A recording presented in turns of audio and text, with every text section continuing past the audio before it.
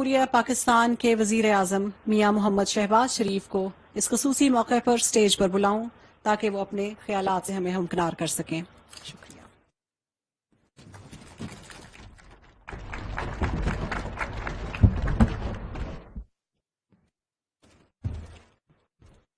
بسم اللہ الرحمن الرحیم.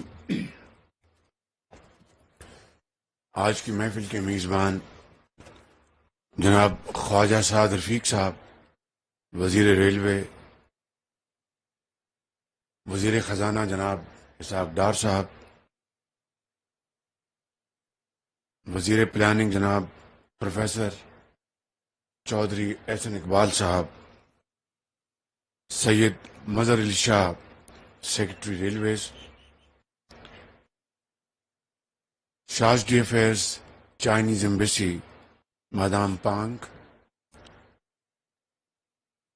اور چینی کمپنی جنہوں نے یہ ریلوے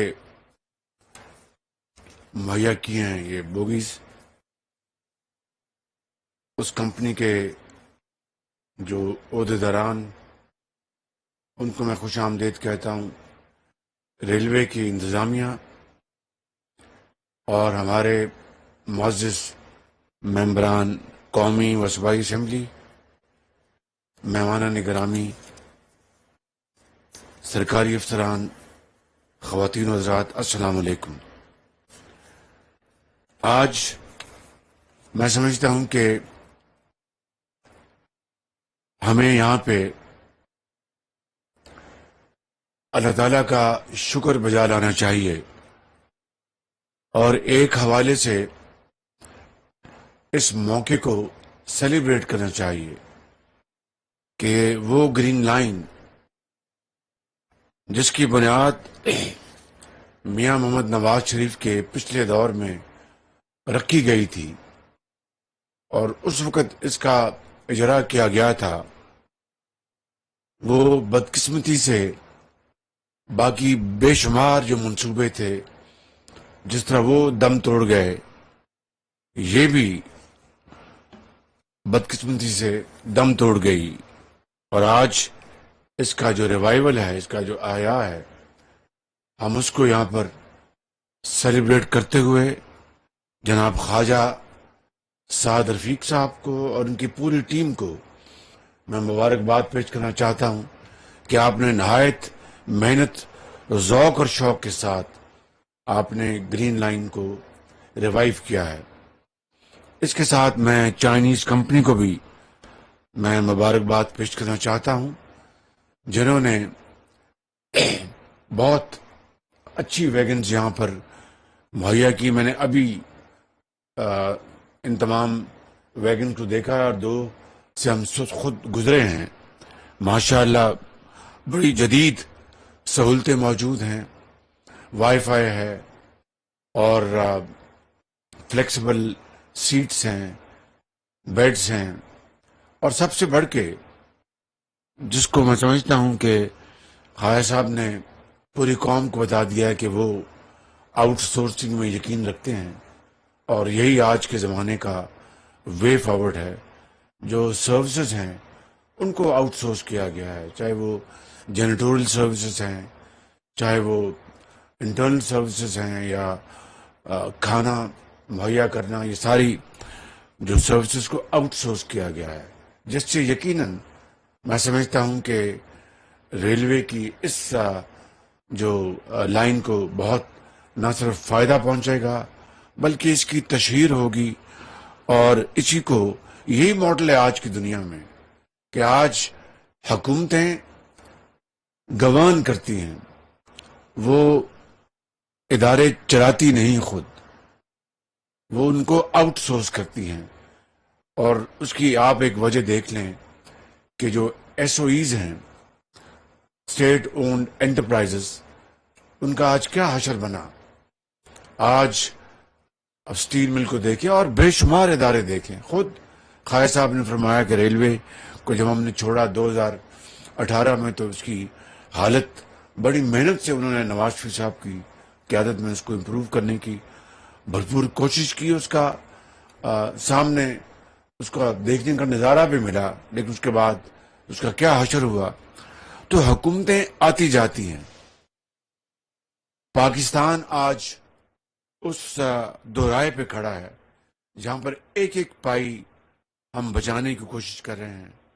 اب آپ دیکھیں کہ جو ہمارے فارن ایکسچینج ریزروز ہیں اس کو سامنے رکھ کر ہم نے ایک پرائیورٹی لسٹ بنائی ہے کہ جو امپورٹس جو ہیں اس میں کن کو فوقیت حاصل ہونی چاہیے. ایکسپورٹرز، فوڈ آئٹمس، ادویات اور اس طرح کی جو جن کے بغیر معاشرہ ایگزسٹ نہیں کر سکتا.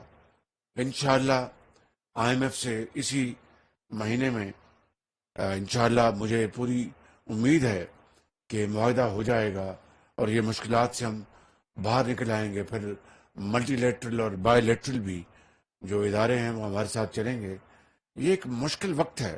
اور احسن اقبال صاحب کی جو مثال بڑی، انہوں نے بہت ہی شاندار مثال دی کہ یہاں پر ایک آسمانی آفت آئی اور اس کی وجہ کاربن ایمیشن ہے. دنیا میں پاکستان میں اس کی جو ایمیشن کی جو پرسنٹیج ہے وہ 1% سے بھی کم ہے، لیکن ہم اس تباہی کا شکار ہو گئے. یہی مثال آپ سامنے رکھیں. یقین کریں، بلا مبالغہ میں یہ کہنے کو تیار ہوں کہ ہمیں بہت مشکل حالات میں حکومت ملی، لیکن اللہ تعالیٰ کے فضل و کرم سے ہم یہ کولیشن گورنمنٹ پوری طرح دن رات کوشش کر رہی ہے. اور مجھے کوئی اس کہنے میں باک نہیں ہے کہ انشاءاللہ ہم ان مشکلات سے نکلیں گے. میں سمجھتا ہوں کہ پاکستان ریلویز کو ایک مرتبہ پھر خواجہ سعد رفیق کی جو لیڈرشپ مہیا ہوئی ہے، ان کی ٹیم، اور وہ واقعی میرٹ میں بلیو کرتے ہیں، جو کہ میں سمجھتا ہوں کہ نواز شریف کی حکومت کا ترا امتیاز رہا ہے. آج ریلوے کو اب اس طرح بیٹھ جائیں، آج ریلوے کو باقی اداروں کی طرح مشکلات کا سامنا ہے. انشاءاللہ یہ مشکلات قوموں کی زندگیوں میں آتی ہیں، لیکن قومیں وہی آگے بڑھتی ہیں جو مشکلات کو چیرتی ہوئی اور زندگی کے اندھے تپیڑوں کا مقابلہ کرتے ہوئے وہ مشکلات کو عبور کریں اور قوم کو اس کے پاؤں پہ کھڑا کریں. انشاءاللہ میں سمجھتا ہوں کہ یہی اس مخلوط حکومت کا ویژن ہے اور اس کے اوپر انشاءاللہ ہم پوری طرح عمل پیرا ہوں گے. میں آخر میں چینی حکومت کا شکر گزار ہوں، پریزیڈنٹ شی جن پنگ کا، اور ML1 ان کے ہائی ایجنڈا پہ ہے. اور انشاءاللہ ML1 کے اوپر چینی حکومت پوری طرح یکسو ہے کہ وہ انشاءاللہ اس منصوبے کو وہ بڑی تیزی سے آگے بڑھائیں گے. کاش یہ ML1 پچھلے 4 سال کی جو بے بنیاد الزام تراشی کا شکار نہ ہوتا. اسی طرح جو دوسرے ادارے تھے وہ بے بنیاد الزام تراشی کا شکار نہ ہوتے، اور یہیں تک بات رہتی تو شاید معاملہ اتنا خراب نہ ہوتا. لیکن بے بنیاد کرپشن کے جو الزامات لگائے گئے چینی کمپنیوں پر، اس سے میں سمجھتا ہوں کہ نہ صرف چینی حکومت بلکہ چینی عوام کے دلوں کو بہت ضعف پہنچا، بہت تکلیف ہوئی. اور میں ابھی چین سے ہو کے آیا نومبر میں، بہت پرتپاک انہوں نے ہمارا استقبال کیا، پریزیڈنٹ شی جن پنگ نے، پریمیئر لی نے، چینی حکومت نے. جب میں واپس آیا تو مجھے لوگوں نے پوچھا کہ کیسا دورہ رہا. میں نے کہا کہ بہت گرم جوشی سے وہاں پر استقبال ہوا، اس میں کوئی دو رائے نہیں. چین کے زعما، چینی عوام پاکستان سے والہانہ محبت کرتے ہیں، لیکن ابھی برف پگھل رہی ہے، کیونکہ پچھلے 4 سال میں جو ہمارے تعلقات کو جو ضعف پہنچا ہے، جو اس کو تکلیف پہنچی ہے، ٹھیس پہنچی ہے، یہ کوئی آسان کام نہیں ہے. جہاں پر دلوں کے رشتے ہوتے ہیں وہ جڑتے بھی بڑی مشکل سے ہیں، اور جب خدا نہ خواستہ کوئی ایک بال برابر بھی کوئی اس میں دراڑ آ جائے تو اس کو جوڑنا بھی کوئی آسان کام نہیں. لیکن میں شکر گزار ہوں چینی حکومت کا اور چینی عوام کا کہ وہ پاکستان کے عوام کے ساتھ بے پناہ محبت کے جذبات رکھتے ہیں، اور ان مشکل ادوار میں بھی وہ پاکستان کی پوری طرح انہوں نے ہاتھ تھاما ہوا ہے. لیکن یہ ہمیں اس سفر کو اب بدلنا ہوگا. ہمیں اپنے پاؤں پہ کھڑا ہونے کے لیے ہمیں قربانی احسار کے جذبوں سے کام لینا ہوگا. محنت، امانت اور دیانت کو اپنا شعار بنانا ہوگا. اس کے بغیر ہم کب تک ہم دوسروں کے سہاروں پر چلیں گے؟ یہ ممکن نہیں ہے. یہ میری بات نوٹ کر لیں. یہ عاجز یہ بات بار بار کہتا رہا اور آج پھر میں کہہ رہا ہوں. یہ سفر مشکل ضرور ہے، ناممکن نہیں، مگر اس کے لیے شرط اول یہ ہے کہ ہمیں احسار اور قربانی سے کام لینا ہوگا، دن رات محنت کرنی ہوگی. پھر انشاءاللہ یہ ملک خداداد پاکستان انشاءاللہ آگے بڑھے گا اور اپنا کھویا ہوا مقام حاصل کرے گا. آپ سب کا بہت شکریہ. پاکستان قائد اعظم